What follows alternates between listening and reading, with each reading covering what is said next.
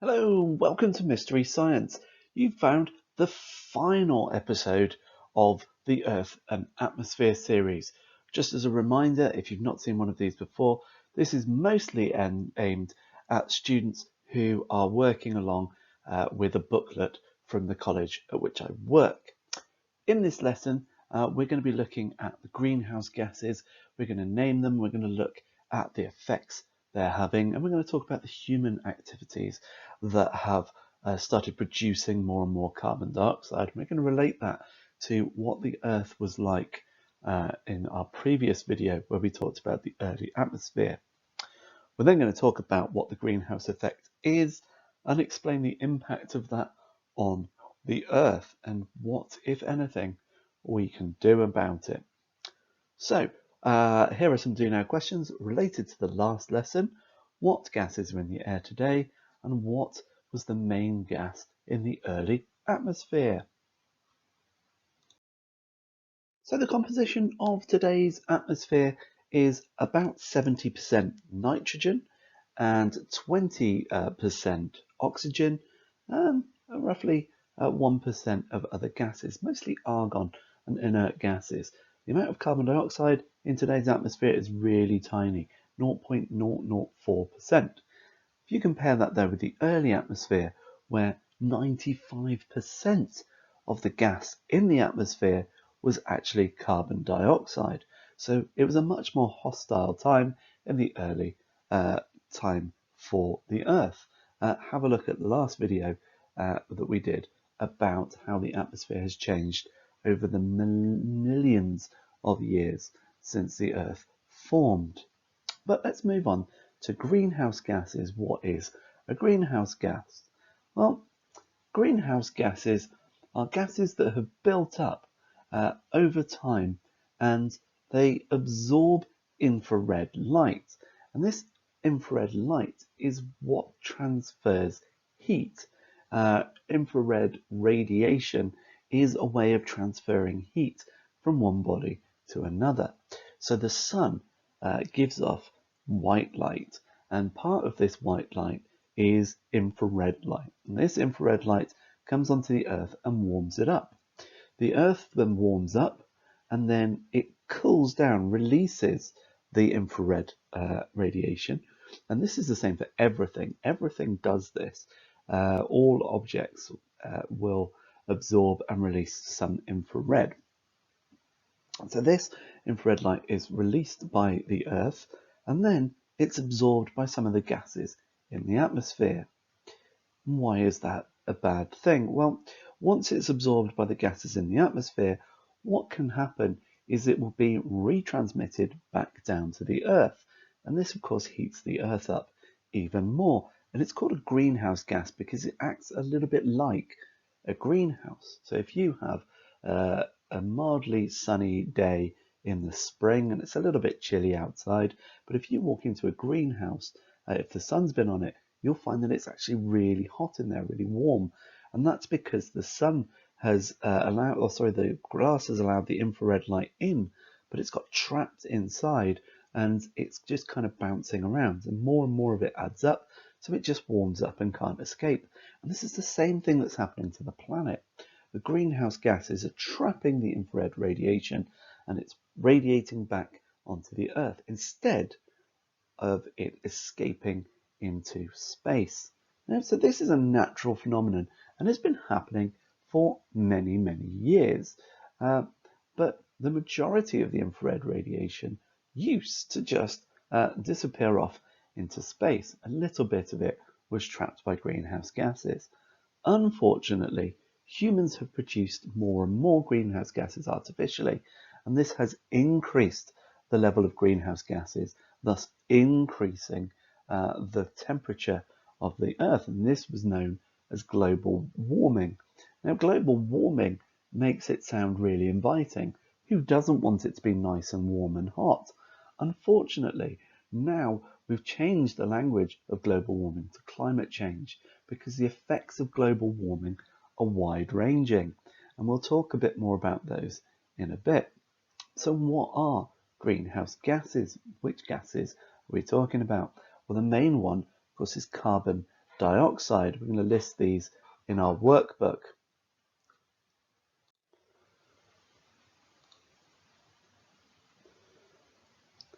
So these four gases are carbon dioxide, methane, water vapor, and nitrous oxide. Now, some of these might surprise you. Water vapor being a greenhouse gas. Yes, what will happen is the infrared radiation gets released by the planet and it gets trapped by these, and some of these are also reflective. So the light is, the infrared radiation is just kind of reflected back into the Earth. This overall effect makes the planet warm up. Of course, as the planet warms up more, it releases more infrared light, and if that gets trapped, it just bounces around and gets hotter and hotter and hotter. Okay, so task number one. We've talked about combustion before. We know that if you take a carbon-based fuel and you burn it in the presence of oxygen, then you get heat energy being given off, but also carbon dioxide and water. Now, I've just told you that those two things are greenhouse gases. So we've got carbon dioxide being pumped into the air and some water vapor. And also we're burning fossil fuels and we're making everything hotter. Why would we do this? It's like we want to stab ourselves in the arm or something. It's absolutely crazy. But we only do it because of very important reasons. Without it, we'd probably have died a long time ago. What are those reasons? Why do we burn fossil fuels? All right, now you've had some time to just kind of think about that and write some reasons down. Let's talk through a few. So we'll have a look at a few and then we'll have a look at some alternative answers as well. And the first reason that we burn fossil fuels is to get around. We use cars and planes and vans and trucks for logistics. We move goods and people from place to place. And this is quite important, especially in today's global economy. There's just no way that people can trade with horse and cart anymore. You certainly wouldn't be able to trade internationally the way that we used to. So we need fossil fuels, right? We need the petrol and the diesel and the gasoline for transportation and jet fuel and kerosene. So what is an alternative? Because every time you get in a car or a bus or a vehicle that burns a fossil fuel, you're adding to the greenhouse gases in the environment. Now, so we have got alternative versions now. We have electric cars. Now, the trouble with electric cars is it's all very good, but where does the electricity come from? If we're getting the electricity from a coal-based power station, then are we really helping out? So we need to be thinking about renewable fuels, because that's reason number two for burning fossil fuels. We have huge, great coal and natural gas and oil power stations which burn through tons and tons of fossil fuels and produce tons of carbon dioxide and steam vapor into the air, and this generates the electricity that we use. Now, there are other alternatives to this. We have nuclear power. Nuclear power is a cleaner source of energy. It's a natural form. It's not renewable, but the fuel pellets do last longer. Unfortunately, though, it leaves some really horrible nuclear and toxic waste behind. And we have renewable sources of electricity now. We have tidal power, hydropower, wind power, solar power. And these are all good, except they don't always work in different parts of the world. It's quite tricky in the UK, for example, to make the entire network work off renewable fuels, but we are working on that. And the third reason might be simply to heat your house. A lot of houses use natural gas to heat. Some still use oil. Now this again is burning fossil fuels. and so we're adding greenhouse gases into the environment. The alternatives here obviously would be to use more electric heating, but again, in order to use electric, we need those renewable sources, because without renewable sources, using electricity from a coal burning power station is just as bad as burning coal ourselves. All right, so task number 2 asks you to go to this video, and I'll add a link in the description as well. Now, this video is made by NASA and is an animated version of the things that I'm about to tell you. So if you want to watch somebody else tell you this in an American accent, but with really cool animations, then feel free to go ahead. Now, the question we have to ask ourselves before this is the greenhouse effect a bad thing? And now let's think about planets that don't have a greenhouse effect for a moment. Let's imagine we live on Mercury for a second. Mercury is the closest planet to the Sun. Mercury doesn't have an atmosphere because the Sun's effect is so hot there that the atmosphere has just boiled away and just disappeared off away from the planet. So it's been scarred bare. So when you're on the sunny side of Mercury, you're facing dizzyingly high amounts of solar radiation, and this thing would cook you like a crisp very, very rapidly. But as you go onto the dark side of Mercury, where it's nighttime and you are not in the sun's light anymore, it immediately is too cold. You freeze to death. Now, why the extremes? And the extremes come because there's no atmosphere. The same thing would happen for us if we didn't have an atmosphere. As our planet rotates, we have day and night. So as the planet rotates around this way, this side is facing the sun. I'm going to pretend that you are the sun, and your light is shining on this side of the planet. It's daytime here. This side of the planet is warming up. Over here, on the other side of the planet, it's nighttime and it's cooling down. The Earth then is releasing the infrared light that it's picked up during daytime. And as it rotates around, this is going to get bad. I'm not a contortionist, so let's go like that. There we go. So as it rotates around, the opposite happens. The Earth warms up again on this side and cools down on this side. If we didn't have an atmosphere, the Earth would warm up fine, but then when it cooled down, all of the heat would go off into space and we'd immediately freeze. Because of the atmosphere and the greenhouse gases, heat gets trapped inside. And yes, it's colder at night because we're not being constantly warmed by the sun's rays, but it doesn't get absolutely freezing cold all the time. And that's because the greenhouse effect, the gases are trapping the heat and reflecting it back. So this is a good thing. So what's the problem? Well, the problem is that man-made greenhouse gases are causing an imbalance in our delicate ecosystem. And this means that actually what's going on is we're putting too much greenhouse gases into the atmosphere. And that means that we're getting too much heat being reflected and the Earth is getting warmer and warmer. So the greenhouse effect is caused by gases that reflect the heat and also absorb the heat and then re-release it towards the Earth. So those 3 greenhouse gases, we can name 4, but 3 of the greenhouse gases, carbon dioxide, methane, and water vapor. Remember, the other one is nitrous oxide. Now, the human activities are increasing this greenhouse effect because we're burning more fossil fuels. We're doing more combustion. We're taking carbon-based fuels and fossil fuels, and we're burning them in the presence of oxygen, which is giving off more and more carbon dioxide and more water vapor. We're also producing more and more farming, so we have more and more cattle and animals, and we're producing more and more natural methane. Right, it's now down to you to draw a diagram of this effect.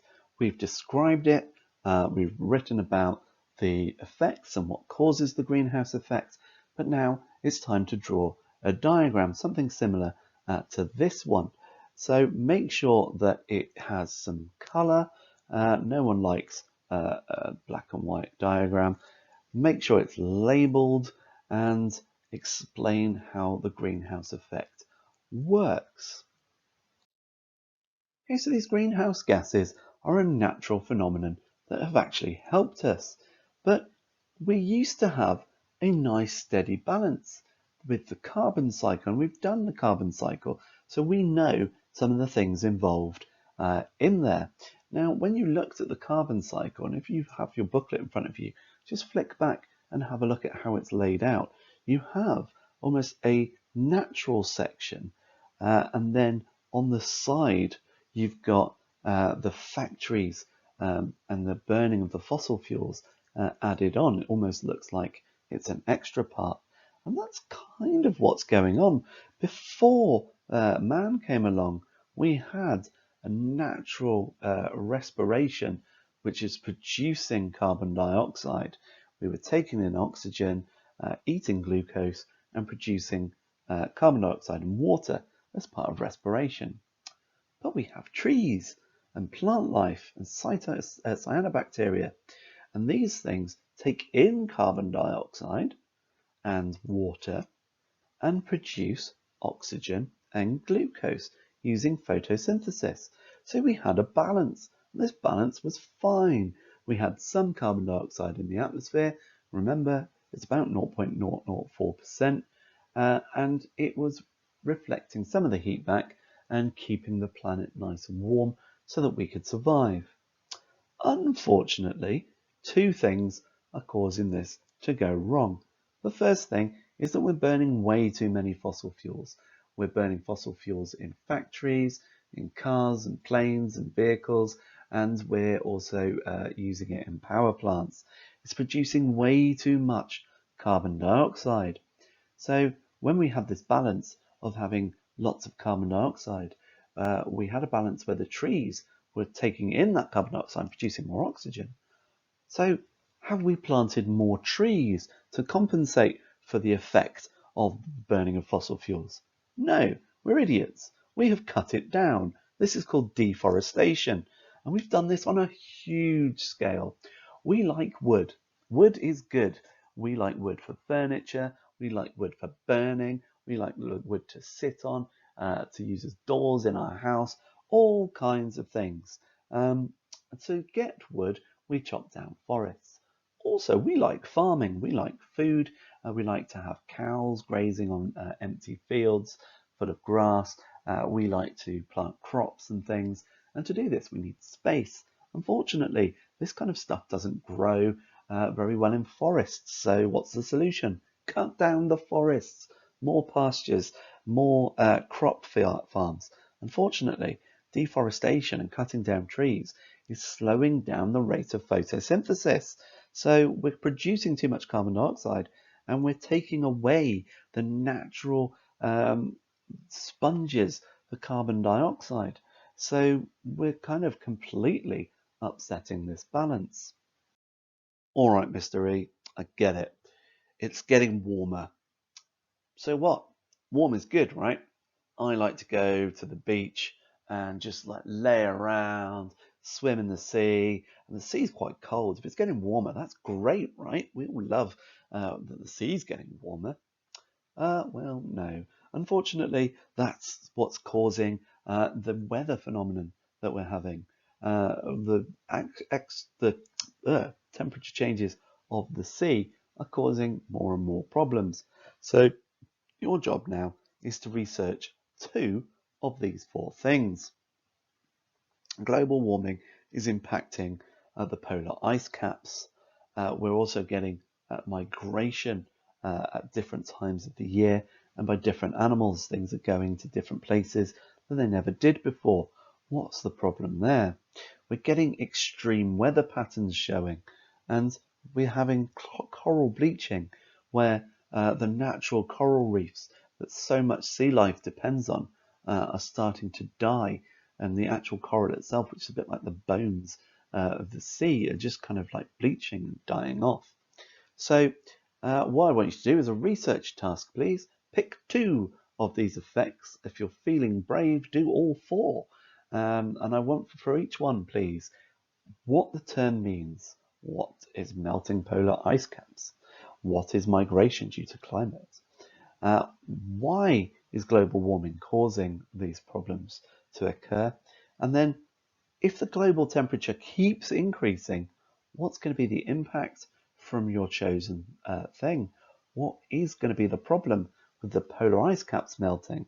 And why is migrating animals a problem? And extreme weather and coral bleaching, why are they problems? And what will happen if the temperature gets worse? Okay, our final exercise then is a little progress check. Use the keywords in your booklet to fill in the gaps below. Once you've done that, fill in all of your booklet, take pictures of it and should submit it as you normally would. And I hope you stay safe, and I'll see you soon.